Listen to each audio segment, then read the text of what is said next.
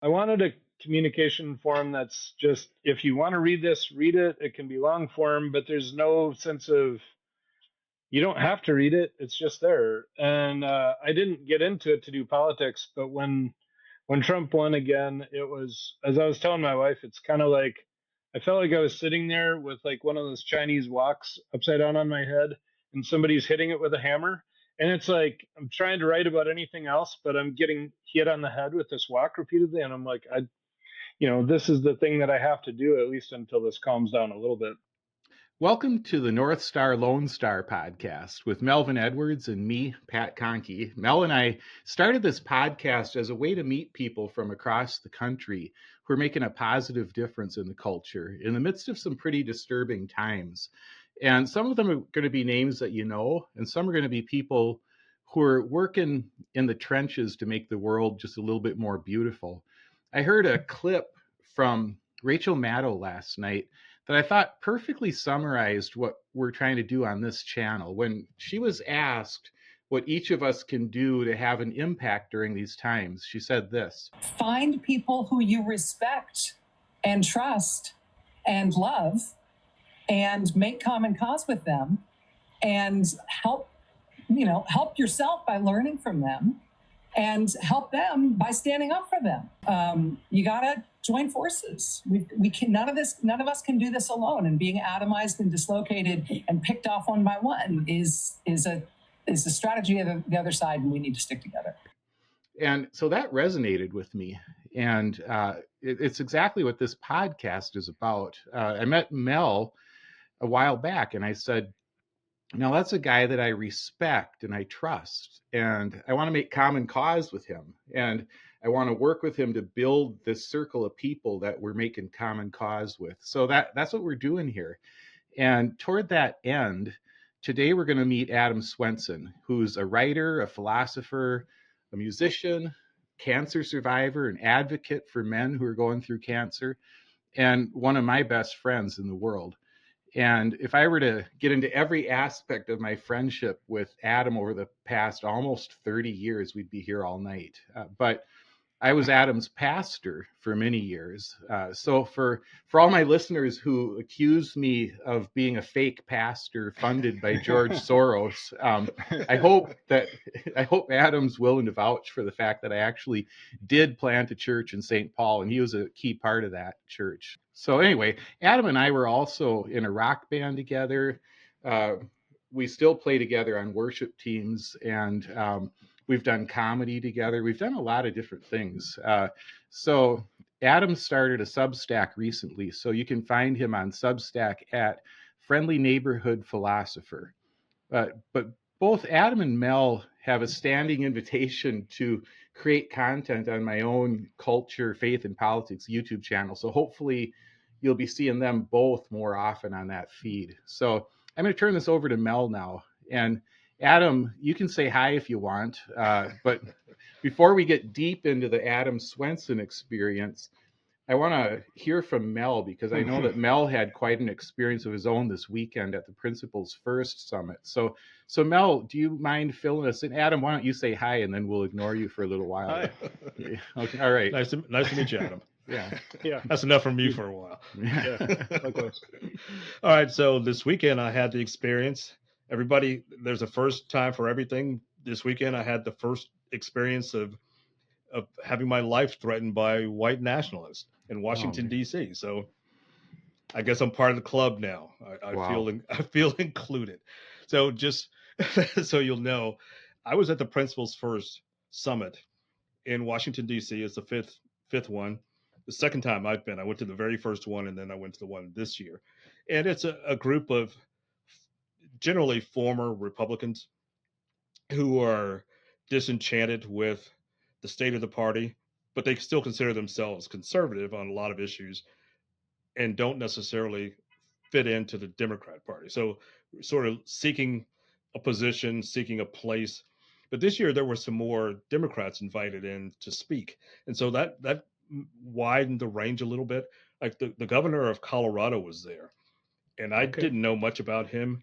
Is that Polis? Jared Polis? Yes, I was impressed by some things he had to say. Mark Cuban was there. Unfortunately, I didn't get to hear him because I was so busy with my podcast, but it's recorded, so I'll go back and watch it at some point this weekend, more than likely. But the point is, we were out there, 1,000 attendees plus a couple of podcasters and a bunch of speakers to try to find common ground, as you talked about, Pat. These are some dark times in the world's history, not just American history. But even amidst that, there's always going to be light, and we have to look for the light, and we have to be the light. Yeah. So that bomb threat, I heard about that. Did you get cleared out for like a few hours, or how did that? No, it was probably an hour, maybe Okay. an hour and 15 minutes, something like that. Most people didn't know about this occurrence on Saturday, but Enrique Tarrio, I think is his name, the head of the Proud Boys, actually managed to get into the hotel where we were meeting. Okay. And confront Michael Fanone and his mother, his elderly mother. He launched a bunch of obscenities at her, and security got him out. And then the next day, the organizers got an email claiming to be from him and saying there were 4 pipe bombs around the arena where we were. And so we were cleared. Our floor was cleared out, and we went upstairs, and they told us after a while that they got the all clear. Went back. We went through security, came back down, and almost immediately they said that was a premature clearance, so you have to evacuate again. So we were out probably another hour, and then had to go through security again. And it just made it inconvenient. It wasn't scary. It wasn't frustrating or anything. It was just something. Like I said at the time, sometimes you have an additional story that you didn't expect to have. So that's basically what it was. I don't think I didn't see anybody who was honestly afraid. I'm looking forward to seeing some of the recordings that you did from there. So I know you got to talk to some people, and you set up some future recordings too. Can I tell you a couple of quick ones? Yeah. All right. Today we're recording this. It's Tuesday, February 25th. And my episode today of my podcast was with Heath Mayo, who founded Principles First. So I had an interview with him from Sunday morning. And then I missed Alberto Gonzalez, former U.S. Attorney General. I missed him on Saturday because of a mix-up. But we connected yesterday, and I was able to interview him, and that episode is dropping on Friday. Okay. And then soon after that, I made a connection this weekend with Russell Moore, and I'm going to be interviewing him probably in the next week or two. All right. I'm looking forward to hearing those. That's just great. So am I. So do you, why don't you take over now, Mel? Okay. So this is by a way of getting to know a little bit about each one of us. So first I want Adam to tell us how he knows Pat. But before you get to the answer, I want to ask the question this way. Of all the people who have ever lived in Mankato, did you know that Pat skins muskrats faster than all of them, including Paul Ingalls? I did, yeah. I actually, so one night at band practice, I think it was Trev brought in a frozen muskrat, and Pat attempted to skin it in the church kitchen in the basement. It's hard when it's frozen. It didn't go particularly well, so I guess I can't really vouch for his muskrat skinning. It was a dull knife, and it was a frozen muskrat. Yes. Okay. Mm-hmm. So, sure, Pat. What you gonna do? I've skinned my fair share of stuff. So yeah, I mean his technique he looked like he used to know what he was doing, and he was a little rusty. That's what I would say. A rusty knife and a frozen muskrat. Yeah, it's hard to work with. I'll grant you that. All right, so I've got a round table question here for each one of us to answer. So, what is a talent, not including muskrat skinning? What is a talent that you have that almost nobody knows about, even if you haven't used it in a while? Let's see. Okay, I'm on the spot. I mean, I guess I do have a bit of a talent for comedy.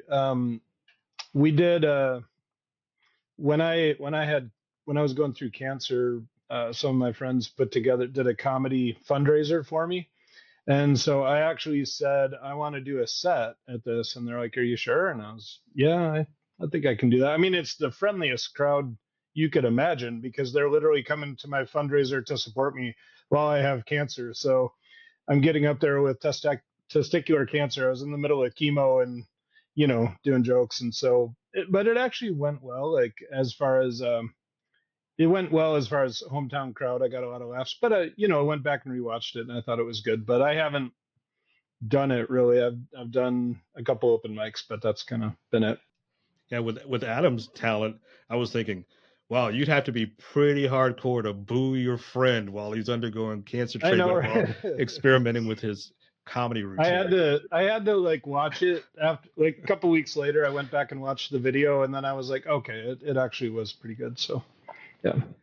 Well, my secret talent is I haven't used this in a while, but I actually know how to lasso.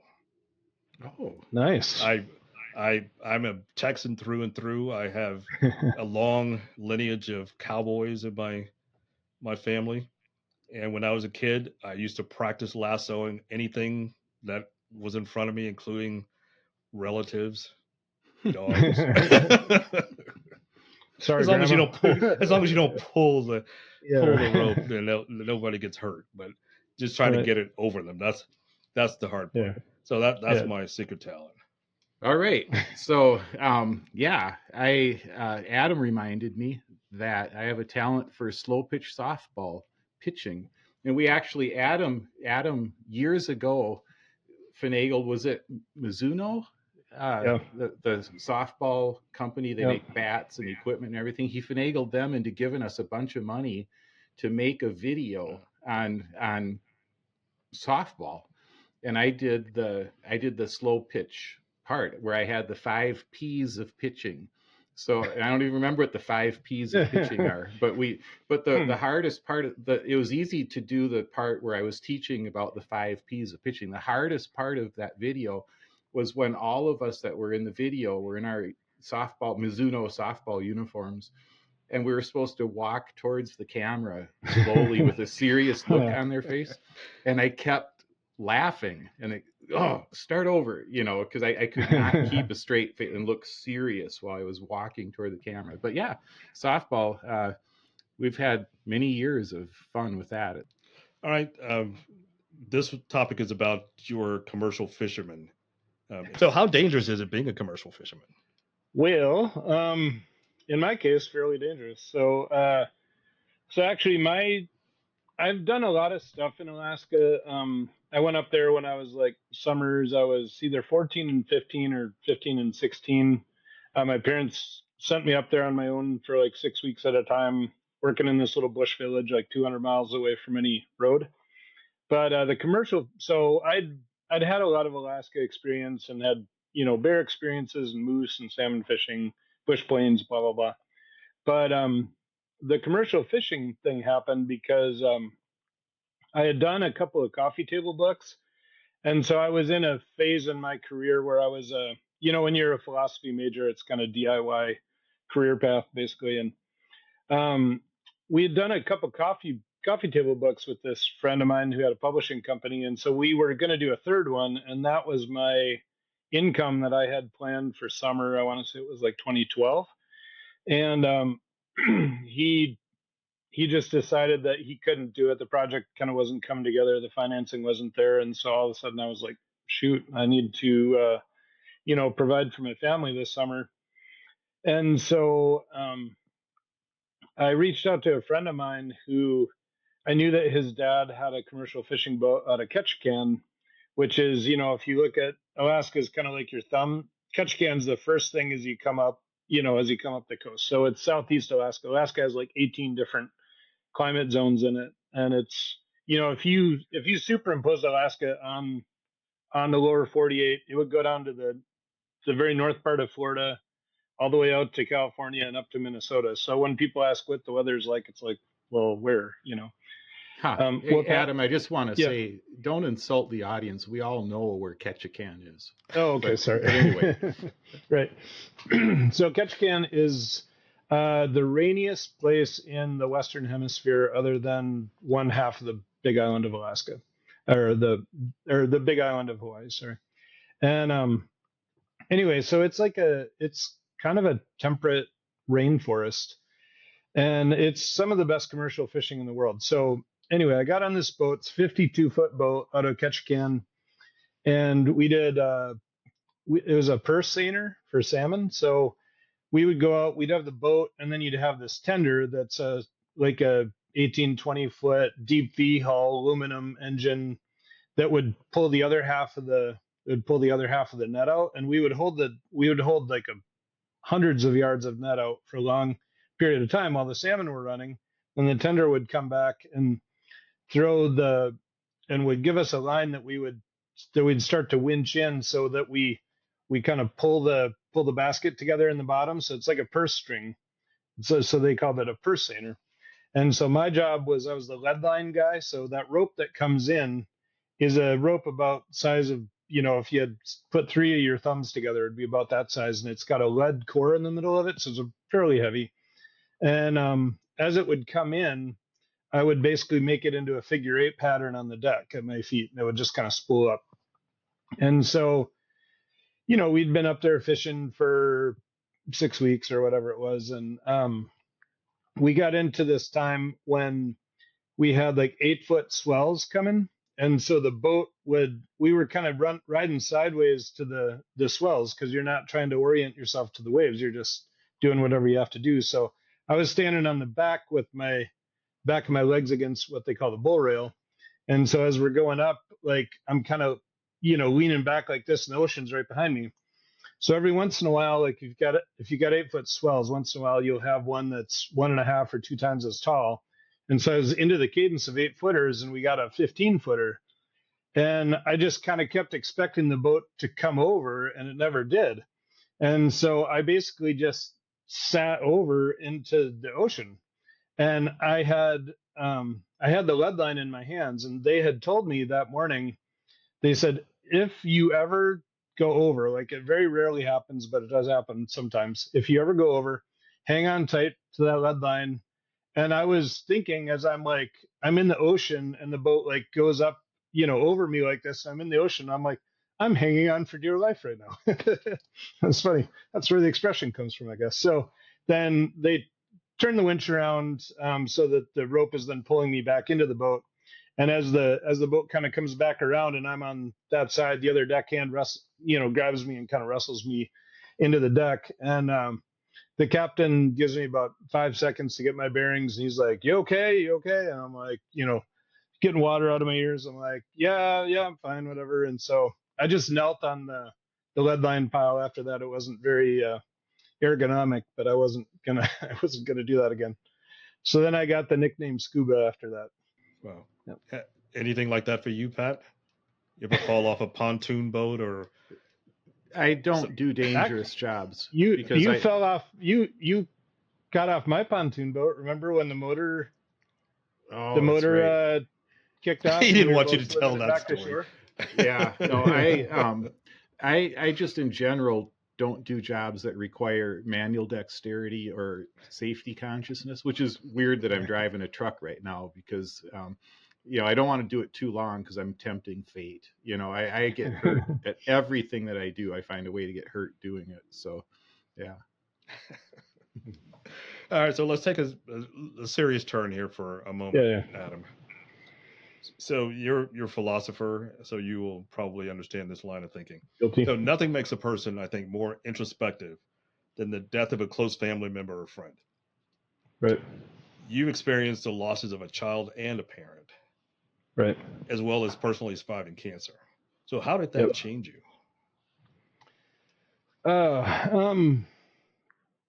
Yeah, the loss of a child, it's kind of interesting, because we emailed to set this up, and I was playing this song that my son died in 2008. Actually,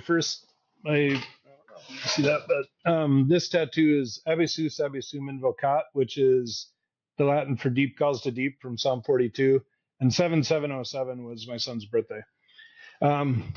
So anyway, he passed on June 3rd, 2008.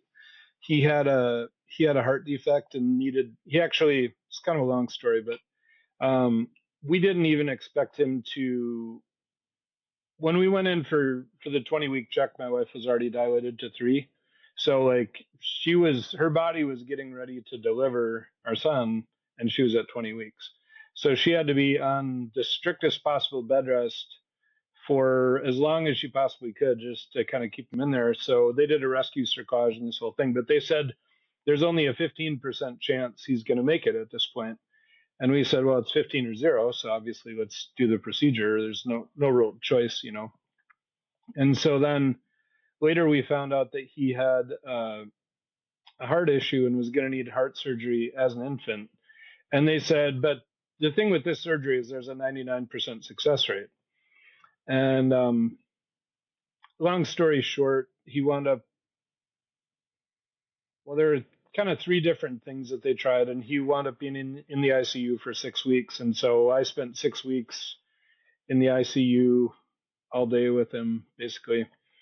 And when he died, it was just like I'm a very, very self-controlled person, and it was like I just lost that, and it's very rare. It felt very strange, and I remember punching a locker walking down a hall, and I remember the nurse looking kind of scared of me. Like, I'm a big guy, and I was like, what is happening? Like, I don't even recognize myself right now. And I remember walking outside the hospital, and it was the most surreal thing, because like this, my life, I felt like it just completely fallen apart. Like, this is a world shattering kind of thing. And people are walking in for their shifts like it's a normal day. They're looking at their phone, whatever. And I just, man, that stuck with me, because like, I was talking to my wife and daughter about this today, but um, I'd been very healthy my whole life, and having cancer was the first time that I could understand. They both have disabilities that are, pretty significant. And having cancer was the first time that I was ever able to really empathize and really understand that. And I think, until something like that happens, you don't have any frame of reference. Like, I can tell you how awful it is, but you don't get it until, like, it took me 6 months of waking up every morning, and every morning I woke up, I thought that I'd had some terrible nightmare and that he was over there in his crib sleeping. And then it took like 15 minutes for it to sort of cycle its way through and become real. And this was just this ongoing process, and I just couldn't even function. So, um, yeah, it gave me a lot more empathy for people. I think I already had a certain amount of that, but yeah, it changes you forever. And the same way with like the cancer guys now, it's I had never had any worries about my own mortality until you get cancer, and then you don't know at that point. It's like, if I'm on this super healthy trajectory and that's all I've ever known, you just expect it to kind of go on forever, or at least until you're, until you're old. But I was diagnosed at 47, so yeah, it's changed me a lot. Mostly, it's changed how I relate to other people, and I guess I give people a lot more benefit of the doubt now, because I realize that, a lot of the guys in our cancer group. One guy I met at our annual retreat, I mean, he seriously looked like he could take the mound and pitch in relief for the Twins at a moment's notice, and they they said with his cancer, there's no curative intent anymore. He's 33 years old. Absolutely looks healthy as could be. Very smart. You don't know. Yeah, if I can add a little bit to that. So I was going through all that with Adam, with the death of Nico, and my own daughter had gone through a similar heart surgery as an infant, sometime before that, and so the whole thing was obviously very upsetting. And then at the funeral, for Nico, or the memorial service, a bunch of our friends got together. I didn't play, but they played music along with Adam at that memorial service, and I didn't play because I was speaking. And but I sat there and I thought, we need to do this. We need to come together. It was so, it was a traumatic time, and the impulse was we need to be together. And so we came together as a band. That's when we formed our band, was in the wake of Nico's death. And so something beautiful came out of our time together. But I remember one of the songs that, Adam wrote a song called Midnight Has Fallen, about that experience. And what was interesting, and you might remember this, Adam, is that when we produced that song, the producer added in, it was a really artistic thing that he did, to take in a whole bunch of sounds of like, it was guy reading children's stories off of albums, but it was this jumbled sort of in the background sound. And what you said at the time was, it's actually not what grief is like for me. It's actually silent. It's just silent. And I don't know if you remember saying that, but it was interesting. It was, but that same impulse that we have right now of like wanting to be together and do things, I see that played out all those years ago too. That's why we formed our band, to be together in a really troubled time. Yep. Well, it seems obvious to me already, Adam, just having met you. But how would you rate your level of resilience? Pretty high. I mean, I've been through a lot of things. I think,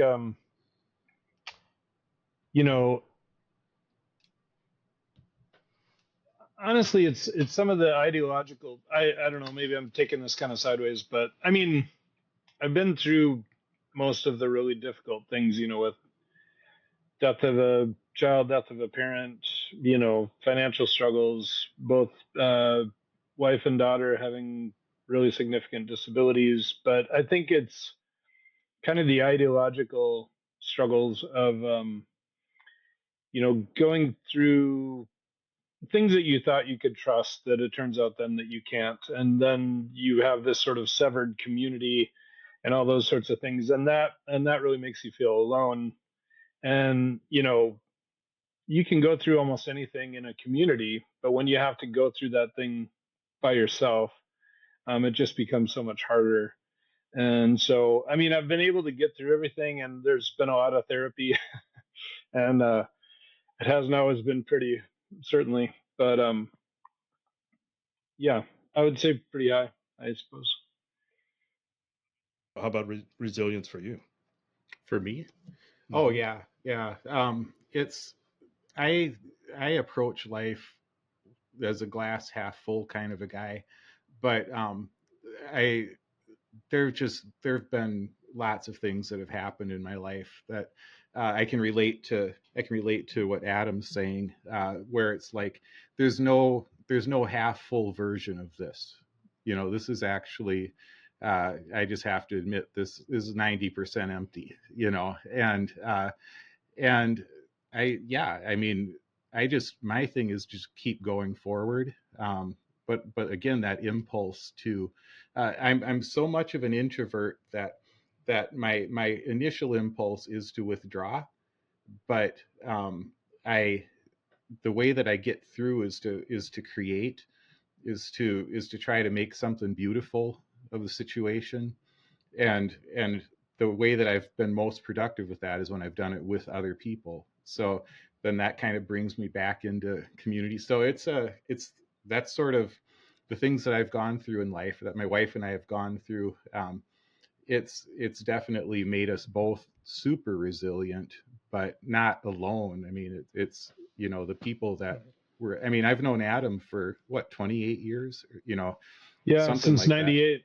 That. Yeah. So, I mean, we have some really deep friendships that we rely on, both of us. And there's a group of us in St. Paul that I would say we're resilient because of these long-term friendships. Well, going back to the theme of this episode about sharing things with each other and drawing the best from each other, I think the topic of resilience is something that's under discussed, if that's a word. It's not discussed enough. Um, Resilience can come from a lot of different things, and sometimes it's from tragedy. Sometimes it's from unexpected turns, not necessarily a tragedy, but just unexpected things. And for me, my resilience came from, I mentioned being a fan of ancestry or genealogy. My Both of my parents and all four of my grandparents had died by the time I was 25 years old. Mm. So I was a young adult, and I was without a doubt a man at that point. I had no other option. Like, my dad died when I was 13 years old, so I was essentially, I've always said I became a man that day, because at that point it was just me and my mom. My older siblings were much older and they'd already moved out and started their own lives. So those types of episodes, while tragic and heartbreaking and never ending, they never really go away. Those are the types of things that help me maintain my perspective in days like this with the political climate. While things are bad, they can always get worse, and they can always get more personal. So at this point, I think it's sort of universal, the things that we see, and we hope that it doesn't touch us personally. But that doesn't mean it's not incumbent upon us to do something, because just because it doesn't touch us personally doesn't mean we don't have a responsibility to help somebody who has been touched personally. So with that in mind, Adam, like Pat and I, we're going to talk about politics a little bit here. Pat and I Yeah. are former Republicans, and I understand that you are too, Adam. So Yes, sir. how has Pat inspired you to speak out more in Trump 2.0? Oh boy.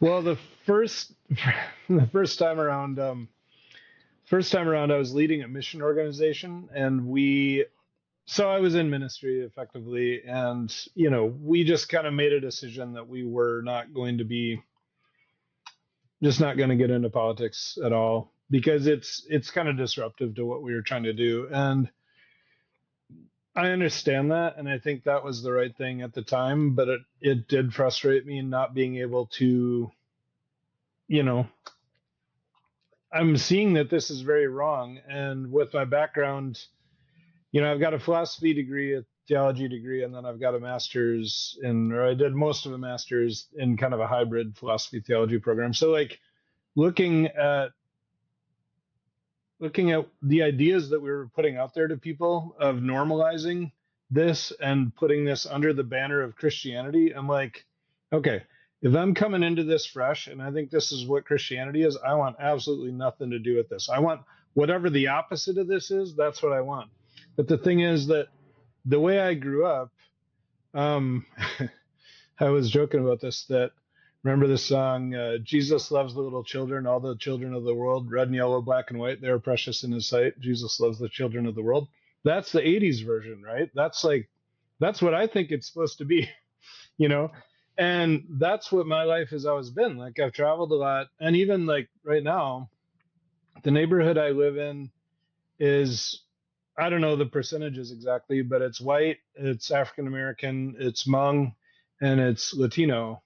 And so it's sort of like we're all minorities in our own neighborhood in a sense, But so like when these things happen where, you set this goal to deport 10 million people, that's my friends and neighbors, and so that really makes it very personal to me, because we've lived here for 12 years and I've had literally thousands of interactions with Latino folks here, and I have never had a bad one, not even one that was within spitting distance of being bad.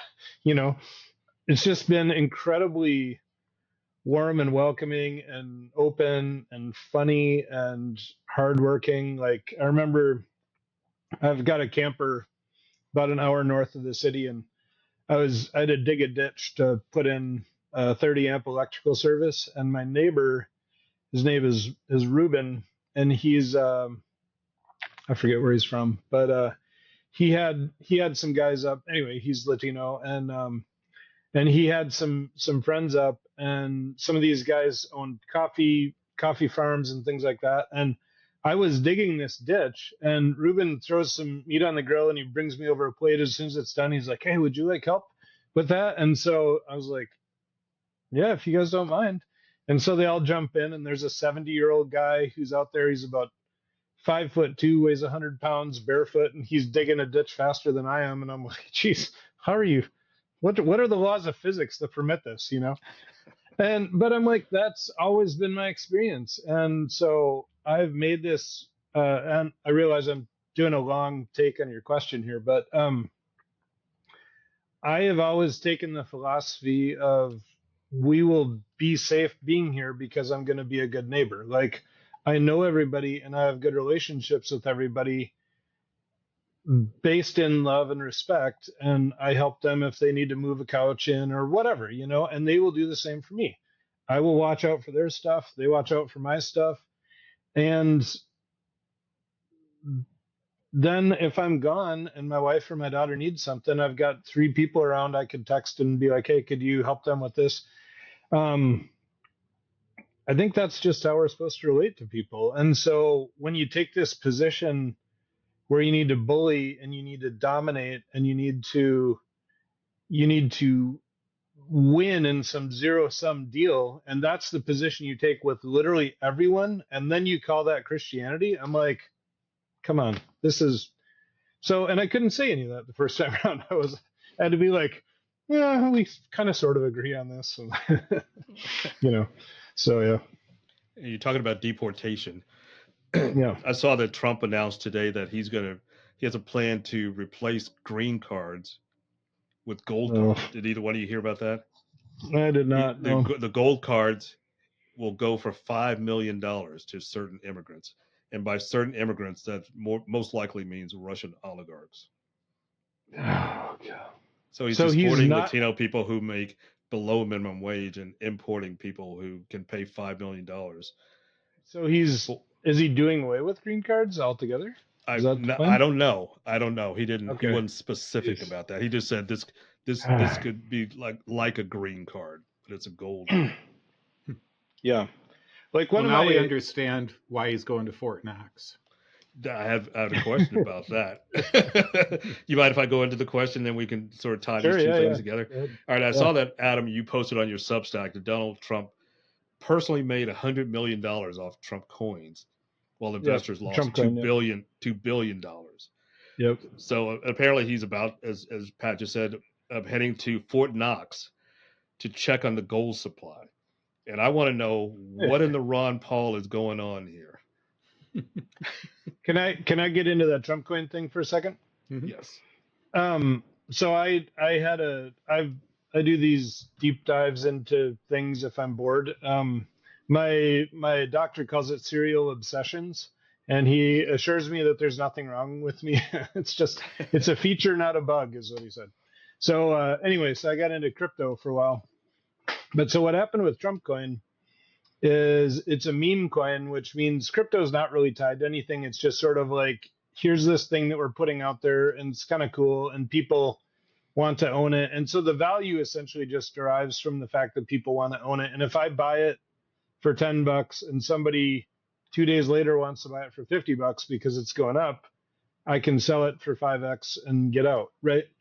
So the thing is, it got introduced, I want to say on like January 17th, and it was like $8, $8.65, something like that. And it got, for a very brief time, I think on Inauguration Day, it got all the way up to $75. The problem is people see it's going up and they think it's going to keep going up. So if you buy near the peak, once it hit the peak, it dropped off a cliff. Like within probably 36 hours, it was back at like $16, $17, which is kind of where it remains. So if you could have 10x'd your money if you'd bought it $8 and sold it 75, but you would have to time it exactly perfectly.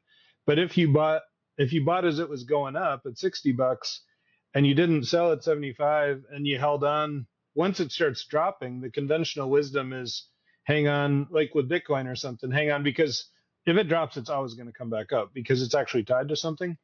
With Trump coin, like with a meme coin, it's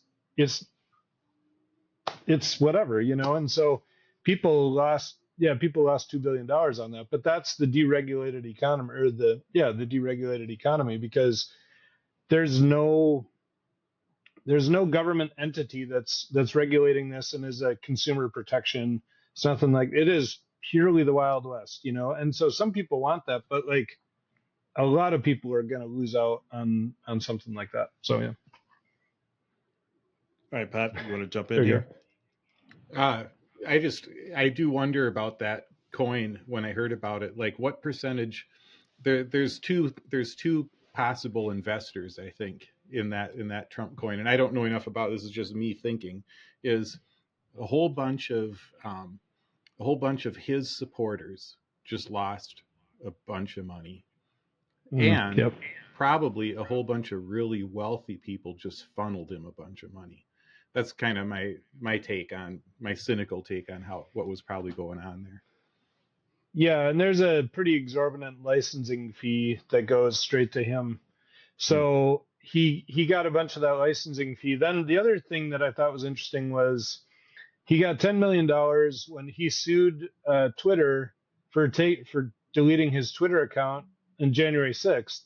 And so he got $10 million. Elon basically writes Trump a check for $10 million. And I'm like, okay, so if you don't think that there's such a thing as privilege or some sort of favoritism, here's a guy who basically foments an insurrection from Twitter, and the Capitol gets broken into, people get injured, people die, and then rather than facing criminal charges, rather than doing jail time, which is what should have happened, he becomes the next president and gets $10 million for his actions. Like, most families don't make $10 million in 3 generations, and then he makes $100 million on Trump coin, which is based on nothing other than being a celebrity. And then there's another $100 million from, the $10 billion lawsuit of CBS for the Kamala Harris thing. It's as one lawyer said, this was written with crayon on the back of a napkin. But Right. the thing is that they're talking about settling it for 9 figures because I don't know. I'm not a lawyer, but so, okay, there's 210, if they settle it for $100 million, there's $210 million basically for being poorly behaved and making a meme coin and filing junk lawsuits. Yeah, ain't that America? Yeah, the thing that gets me about all this, and the reason I started my channel in the first place, is that all of that's bad, obviously. But the part that gets me is that the only reason he's able to pull that off is because Christians vote for him. Right. It's like he somehow managed to do this magic trick of the people who claim to be opposed to all of that sort of behavior are the ones who keep him in power. And that's, not to get that whole thing going, but that's what the whole channel, that's why I started it. That's why I wrote my books. Because it's like, to me, we're going to look back at this. If they allow history, but we're going to look back on this time. And I'm trying to think of an image from the past that's so ridiculous now to look at, and I can't even think of. Like, you can think of like the bell-bottom jeans or just styles, whatever, right. that come and go. But can you imagine 20 years from now looking at Elon Musk with a chainsaw, in the air, and the things that he's saying, at the competing conference to what you were at there, Mel, at CPAC, and it's like, and this is going to look so absurd. It already looks absurd to me, but I'm saying 20 years from now, looking back at this time and saying, how did this happen? Yeah, you talk about the chainsaw. Oh, sorry, go ahead. Yeah. Sorry. Well, I also think, though, that therein lies the seed of why it's ultimately going to fail. The absurdity is so over the top that I do believe at some point people are going to say, wait, no, But anyway, that's my whole. I was thinking about this, Pat, that this is what it reminds me of is, the rage rooms that you can go in and they basically set up a bunch of stuff and they give you a baseball bat and you just break it all, right? So picture a rage room, but instead, like, it's an apartment, and you're like, oh, this is interesting. I'm doing a rage room in an apartment, right? And so you go through it with the baseball bat, and you swing, and you break the lamp, and you smash the kitchen table, and then 15 minutes later, you're drenched in sweat. You've done everything, and then they say, well, actually, this is your apartment. Here's 10 rolls of duct tape, because that's what happens. Like, you break the administrative state. They talk about breaking the administrative state. Well, what happens when you break the administrative state? Well, then it doesn't work. But people need the administrative state, and you're the one who broke it, and people are going to need to vote. So, like, yeah, I don't think this is going to last terribly long, but it's going to be bad. It's going to do a lot of damage. Yeah, it'll do a lot of damage in the short term for sure. Yeah. Chainsaws are made to do damage. Yeah, right. Yeah. So, and that's the symbol. I had some other questions, but I didn't want to go too far down into a deep hole here. So let's bring the conversation back up to wind it down from my list of questions here. So on my podcast, I have a tagline at the end. Every episode, I ended by saying, "Don't forget to shine your light wherever you go." What does that mean to the two of you about shining your light? Well, I want to hear from Adam because people kind of know what I'm doing, but Adam's doing some new things, and it's pretty cool, what you're doing, Adam. So yeah, so I'm in an organization called Man Up to Cancer, and when I got diagnosed, I actually lost two friends in pretty quick succession with cancer who both were younger than me. One of them was Pete Sherry, and he introduced me to this group, Man Up to Cancer. So it is the largest cancer support group for men in the world, and it was started only 5 years ago, a little over 5 years ago. And most cancer support groups are, up till then, had been a mix of men and women, and guys just don't want to talk about their testicular cancer in mixed company, as it turns out. So this group helped me, just immeasurably, going through cancer, because it kind of gets back to the thing of, like, people who understand what you're going through because they're all also going through it. And it's been very interesting that the main rule in the group is there's no religion and no politics discussed on the main feed. If you kind of ferret out very carefully that someone is of a similar political persuasion, you can have a side conversation with somebody, but the whole point is we're not going to alienate people. Like, we're a group of guys going through cancer, and we're going to help each other through it, and that's it. And that's the beginning and end of it. And so it's been very interesting because I've felt more unconditional love from this group than, I hate to say it, but than I have in churches in recent years. And so I lead the Minnesota, Wisconsin chapter, the North Star chapter, with two other guys.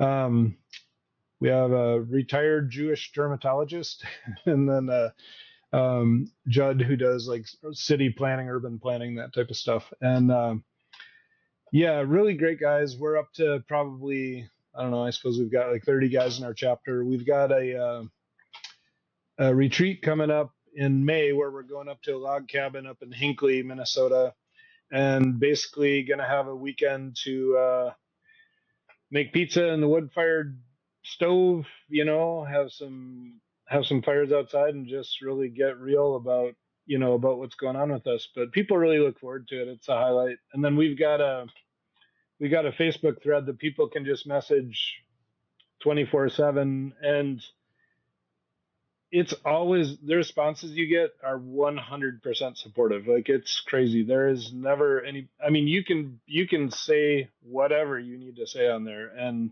people are just incredibly supportive. And that does give me hope that not everything is bleak. If I scroll on Facebook for 5 minutes, I will probably be furious when I'm done, from seeing something that somebody posted that's just terrible. And but I don't have that experience there. So I don't know, it's out there, and that's why I'm giving my time to it, because it's something that I believe in and believe is valuable. Yeah, and then you're also doing this Substack now. Oh Like, yeah, what's Substack. your vision for that Substack?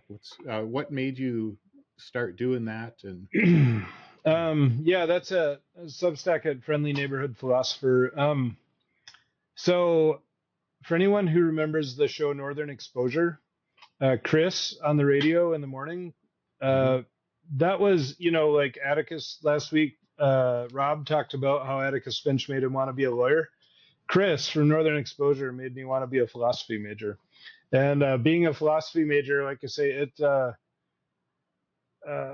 anyway, so I have, for 27 years, I have tried to figure out, is it possible to make money as a philosophy major? And the answer is yes. It takes a long time and you don't make much money.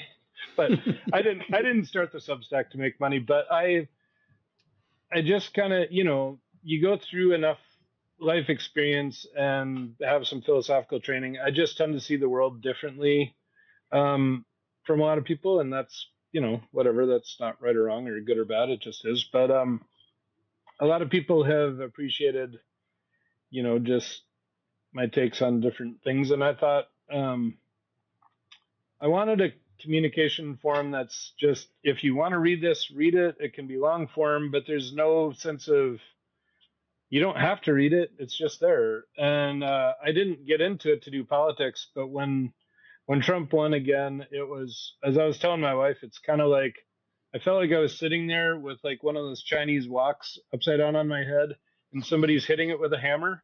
And it's like, I'm trying to write about anything else, but I'm getting hit on the head with this wok repeatedly. And I'm like, this is the thing that I have to do, at least until this calms down a little bit. But so I'm just trying to do, more philosophical looks at current events, and, also get into some actual philosophy and theology, and looking into echo chambers is something I want to treat here pretty soon. I think echo chambers and epistemic bubbles is kind of the less, epistemic bubbles is like a passive version of an echo chamber. Like if you're born in a small town in pre-internet era, you have access to limited information. A lot of people will be pretty similar. Like you have an epistemic bubble just because this is the range of stuff you've been exposed to. It's not malicious, it just is, And an echo chamber is more when somebody is actually feeding you information from here and suppressing this and telling you, these people are going to tell you this and that's bad, and you're warned ahead of time so you can be prepared to rebuff their argument. And so so getting into stuff like that. Yeah, it's great to see you doing that. I mean, Adam is somebody who, like, I've known him since 1998, and he's just always one of the most thoughtful people that I know. And I could talk for hours about just different projects we've done together, and he's got so many interests. Yeah. That's my old guitar hanging over his left shoulder there, which, because I break things, I broke that. I'll grab this and give us an object lesson here real quick. Yeah. So I don't know if you can see on the back of this headstock here, that right there, that is where this guitar broke.